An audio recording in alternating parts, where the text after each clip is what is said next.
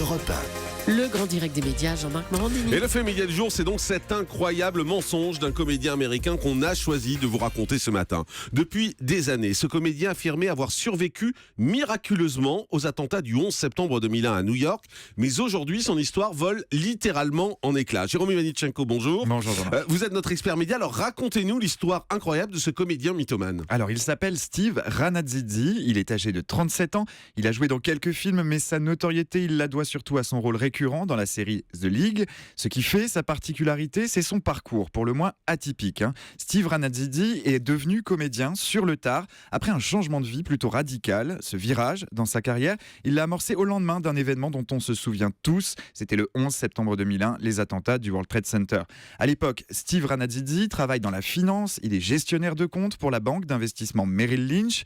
Le jour des attaques, il se trouvait au 54e étage de la tour sud du World Trade Center, au moment où le premier avion s'encastre dans l'autre tour. Il a réussi à s'extraire du building in extremis juste avant que le deuxième avion ne le percute. Et à plusieurs reprises, lors d'interviews, Steve Rannazzisi a raconté cette histoire incroyable et il n'était pas avare de détails. Il expliquait qu'un taxi lui avait réclamé $500 pour l'éloigner de la zone des attaques terroristes.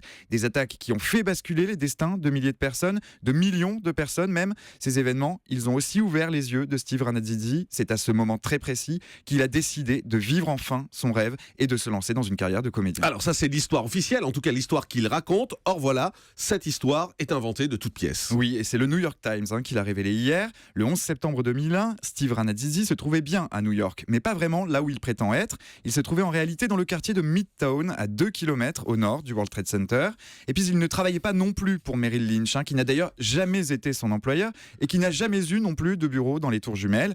Aujourd'hui, 14 ans après les faits, le masque tombe et ça contraint le comédien à sortir du silence, à se livrer à un exercice de contrition. Hier, dans un communiqué, il reconnaissait qu'effectivement, il n'était pas au World Trade Center le jour des attentats.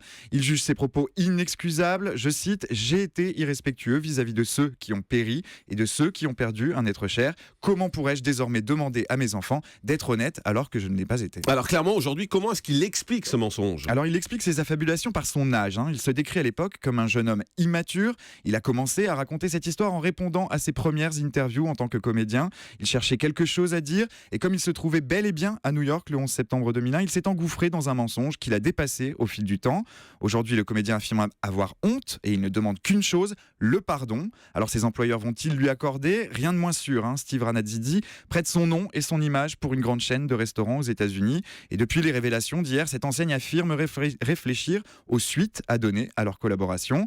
Dans la société américaine, peut-être plus que partout ailleurs dans le monde, le mensonge est perçu comme un véritable délit moral. Ce matin, le comédien le constate avec amertume. Ses regrets et ses excuses ne seront peut-être pas suffisants. Oui, c'est clair. Et ce week-end, la chaîne Comédie Centrale devait également lui consacrer toute une émission qui sera sans doute déprogrammée. La décision n'est pas prise, mais devrait être connue dans la journée. Donc voilà, c'est la carrière de cet acteur qui s'effondre pour ce mensonge totalement incroyable. On se demande vraiment comment il a pu inventer l'histoire à ce point-là. Et on voulait s'arrêter ce matin sur cette affaire qui nous a marqué dans la presse. On va faire une pause et puis on se retrouve dans un instant avec le zapping. Reste avec nous, c'est Europe 1, 9h23. Jean-Marc Morandini sur Europe 1. Le grand direct, 9h midi.